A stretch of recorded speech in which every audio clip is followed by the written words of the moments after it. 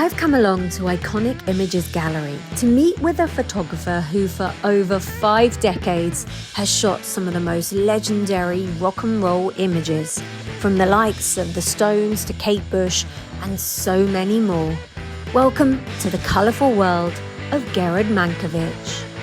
Oh wow, what a way to be greeted by the ultimate icon, Jimi Hendrix, and here's the man that shot him, Gered. How are you doing? Lovely to see you. I'm doing great. How are you? I'm very good, thank you. Welcome to Iconic Images Gallery. What a gallery. I mean, it's I beautiful, just love isn't it? this. And look, here's your man. Yes. It's the composition of the shot and how he's standing there, and it's the eyes, look, Yes. they're so intense. It's always the eyes. Wherever you are, he's always looking at you. When you look at that, that is such a 60s style, isn't it? It's so synonymous with that era. Absolutely. It's pure 60s, and he took to the look of the day like a duck to water. It was just as though it was all designed for him. Yeah. I don't think anything that he's wearing in this picture came with him from America. It all came from Kensington Church Street or Portobello Road. Yeah, that's brilliant. Did he have his guitar with him? No. No, so he didn't get to him. Oh. And the thing is, you see, it was really uncool in those days to photograph bands with instruments because yes, because it was a sort of kickback against the late 50s, early 60s, when all the bands were photographed in the studio, you know, the drummer with a snare drum and brushes, you know, and a little keyboard with the keyboard guy, and they all stand there posing, and that was considered so uncool that we went absolutely the opposite way and shot people without instruments. So I never photographed him with his guitar. It's funny that you mentioned that it was, everything was shot in the studio and it was very controlled and everything, and then this whole movement happened where you were taking it out into the streets. It was becoming more natural. How did that kind of, the iconic rock and roll photography, how did that start then? One of the reasons it started was because I realized very early on that if I was going to make images, dramatic, powerful images, that the people would have to commit themselves to having their photograph taken. Yeah. It was really necessary. Otherwise, you had to squeeze in between 10 minutes backstage between shows or in a TV studio or whatever. And so there was no commitment. And so from the beginning, I got people to come to me. I had my own studio in Mason's Yard, which is just round the corner from here. And then in order to give some options, I would take them out into Mason's Yard or the other side of the studio, which was Ormond Yard, and I would shoot stuff against walls and in the street and whatever. And so to try and introduce a range of options in one session. Okay. I was just trying to give value for money, that's all. Well, why not? Absolutely. And it's paid off because you've got all that archive. Yes. So talking of Mason's Yard and taking it out onto the street, you took one band out onto the building site, which I believe is around here, right? You're talking about the Rolling Stones. I am. Yeah. That's the shoot, That's isn't from it? the first shoot, yeah. The first shoot you ever did with them? That's right, yeah. Early 1965. And this is a shot that has become known as On the Wall, but as you can see, they're actually standing on piles of bricks because this was a building site. And I said to the foreman in the morning, I'm photographing a band, and is it all okay if I use the building site as a background? He said, yeah, no, fine, no problem at all. So we used it, and this is a brick cage, which is used to put bricks in and then carried across on the crane. And I've stuck them in there for the caged picture. That made me laugh, the cage picture, because you've got a new book out on the Stones, and you show the full scale of the shot. It hasn't been cropped in, and you could just see them sitting in this cage. Yes, and like, Brian sitting in this bit with his legs tucked in. He's got the sort of almost the most refined rock and roll look because of his hair in particular. Yeah, and he's got that smile. Yeah, he doesn't say, he didn't wonderful. smile that often, but he's really, he's really probably laughing. taking the piss out of me at the time. That's what he's I always think Bill Wyman looks kind of grumpy. Well, he's just, yes, he's got a sort of grumpy cool. Yeah, definitely. Grumpy cool.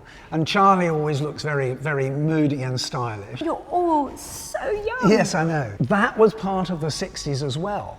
You know, that the energy of youth and that sort of the power that youth was suddenly found that it had. So, you know, all of the people that we were working with were young people. You know, you look at the Stones, some of the people that you shot, Marianne Faithfull, oh God, the list is endless, and they're all megastars. But nobody knew that they were going to become these megastars. So approaching them and dealing with them was much more on a level playing field. I felt as important in my own sort of pomposity and confidence. I felt as important to the mix as they were. Yeah. When you take photographs, it's a very intimate process. Yeah.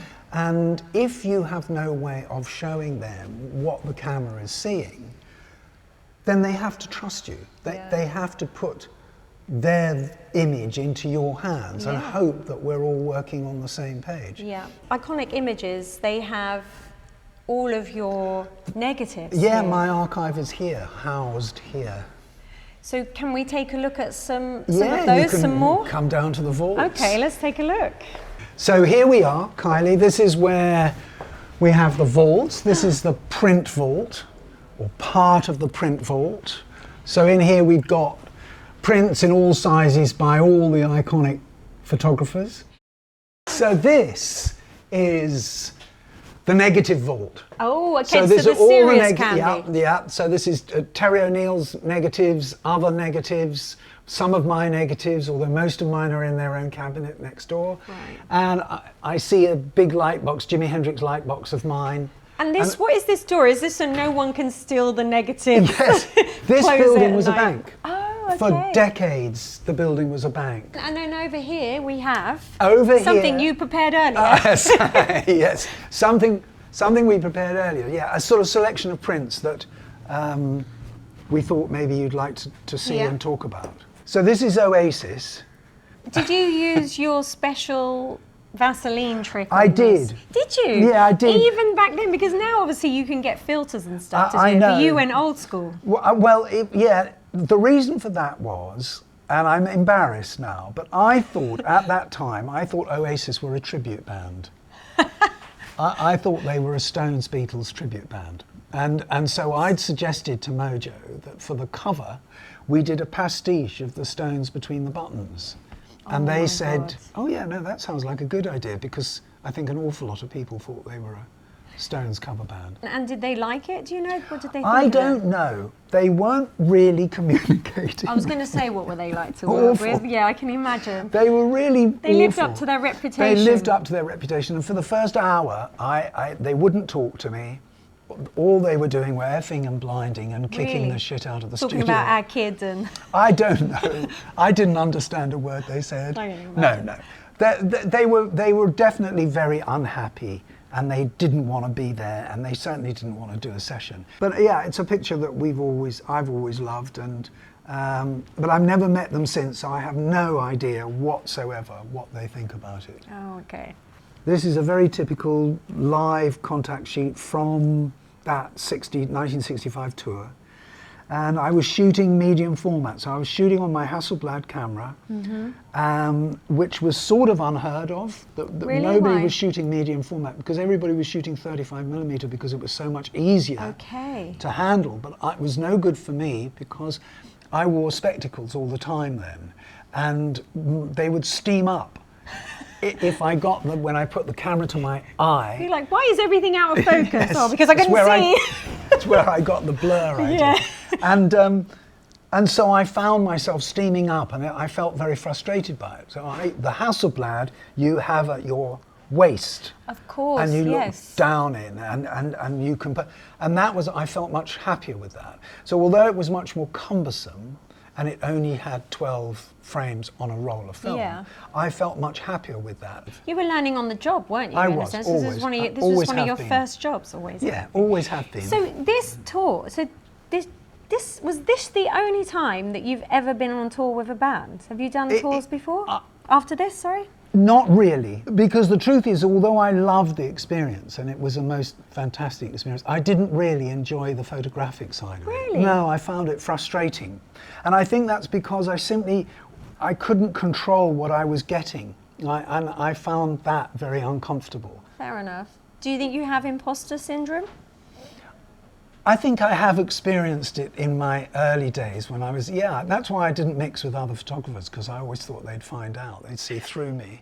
A lot of people have that. You know, a lot of people, I know I do, I think, oh, I'm going to get caught out soon. Yeah. And you, before I'm going to do a job, I feel really nervous, and I feel like I'm going to mess this up. Yeah. I'm not going to. I think it's just like, I imagine as an actor, before you walk on a stage, you think, I forgot all my lines. I don't know how to do this. I'm sure that happens all the time. Yeah. I mean, actors talk about that all the time. That they never lose that nervousness, that first night nervousness, that moment. But maybe that's a good thing. Maybe you need that element of nerves Yeah, I to keep think you so. going. I think my problem is that whenever people say, oh, who would you have liked to have worked with? Well, look, I don't think like that. I think of album covers that I haven't done that I admire and I wish I'd done. Okay. So I never wanted to mix with other photographers back in the day because I always felt inadequate, and that they would, but as long as they weren't around, then I was very confident, if you see what I mean. Yeah, I see could what you pursue mean. my ideas, I could work, and I seemed to be doing okay, but I didn't want to, I didn't want to be exposed. Oh, here we go. Here we go. This is the one, isn't it? This is an outtake from the session. So this is Between the Buttons session, early in the morning, actually in 1966, although the album was released in 67. And this is part of that series. The original photograph that's on the cover was lost.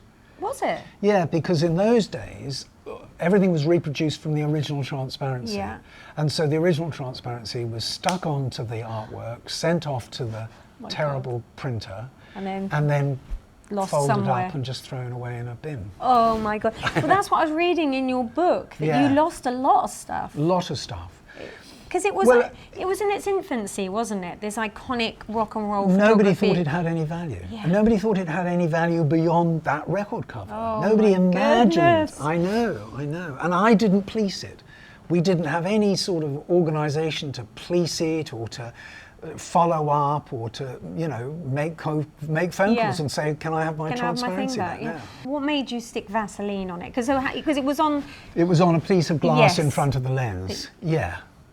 What made you do that? Well, the idea came to me earlier on when they were recording and I would cover the recording session. Right. And I'm beginning to get rather irritated by a lot of the individual portraits that I was taking were confused by the backgrounds, and recording studios are full of verticals and horizontals and bits of pieces and bits of kit coming in and microphones, and I wanted to try and remove as much of them so that the focus was on the face. Right. So I created a piece of black card as a vignette and then smeared Vaseline around the edge, and lo and behold, the background went blurred and the focus was on the faces, and I thought, this is great. I really Perfect for like this. them, like and with then the- I'll develop it further for this show. Did they ask you, what the hell are you doing?